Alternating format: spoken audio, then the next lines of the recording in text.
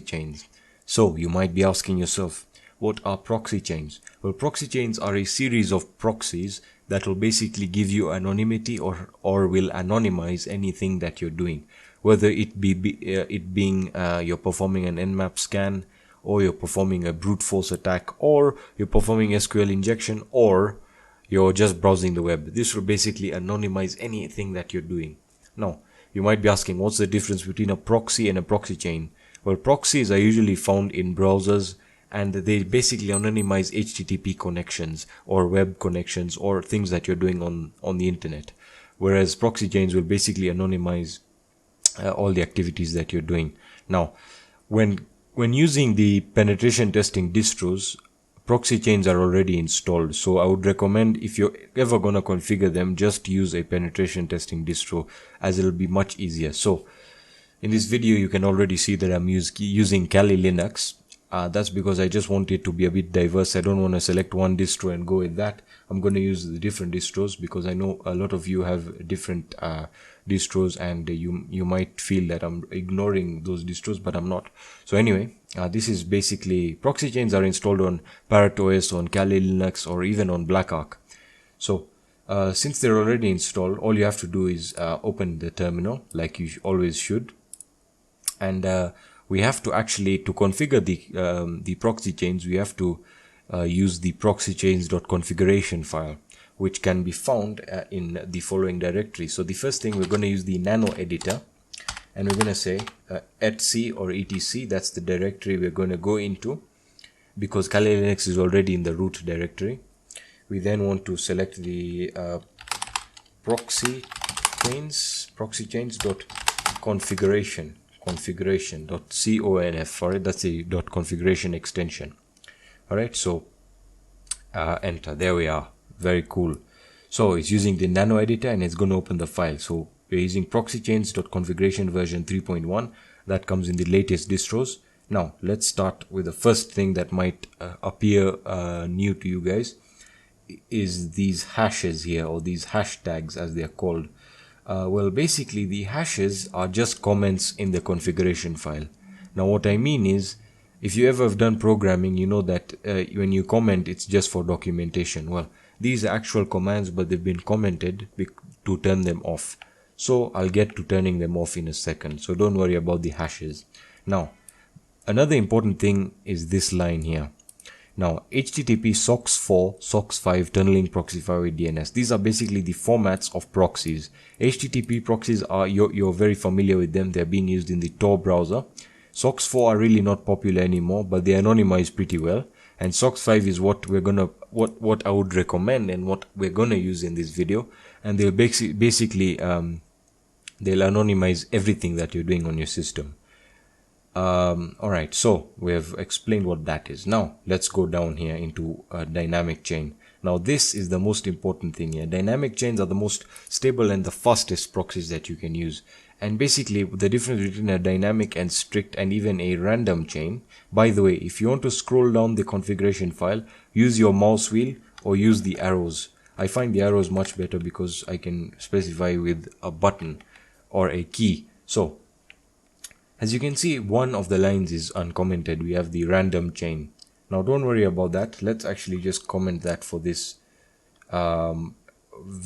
video. What that means is that it's just going to use your IP address. So the proxies are really not active.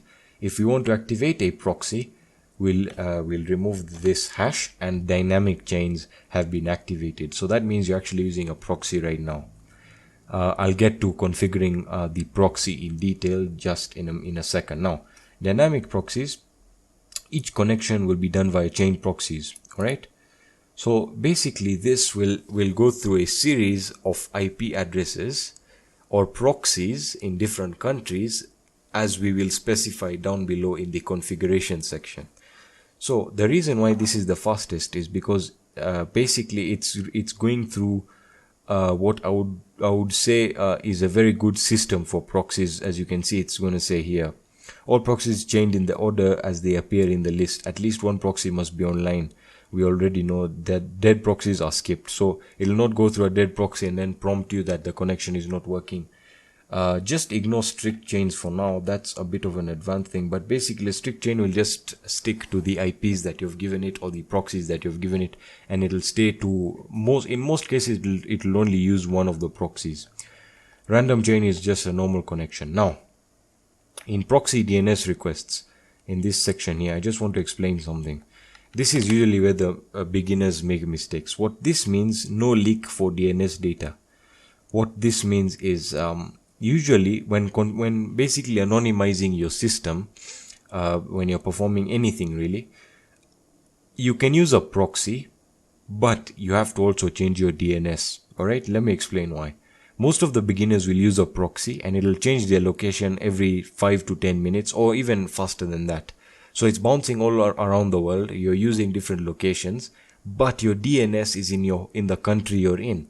So when a website like YouTube accesses, or when you access YouTube, for example, it's going to log your IP. The IP will belong to, let's say, France, and you've not changed your DNS, so your DNS will show your host country. Let's say your host country is Germany, and you're accessing using a proxy. YouTube will already know that you're using a proxy because they can see that you're using different IPs, but your DNS is in one country, and from there they can track you, and you get the idea.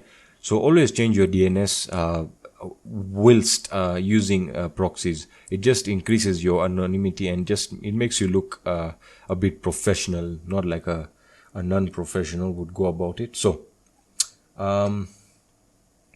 let's go down to the proxy list format. All right, now this is again, they'll give you like examples of how they would appear. So I want you guys to pay attention to these formats here. Just go over these formats and just understand the format. We'll get into configuring the proxy down below here. So as you can see, this is the proxy list down below, and basically it's using a SOCKS 4 127.0.0.1950, which is the Tor. It's using the Tor proxy, which it's saying SOCKS 4. I know it's basically for HTTP. So I'm gonna get in the next video using your own proxies. So otherwise guys, I hope this video helped you. If it did, leave a like. If you enjoyed the video, leave a like. If it didn't help you, let me know in the comment section. If you have any questions, again, hit me up on Kick, my social media. By the way, don't forget to follow me on my social media, excuse me. Have a fantastic day. The next video is coming soon. In fact, it's coming in a few minutes. Peace.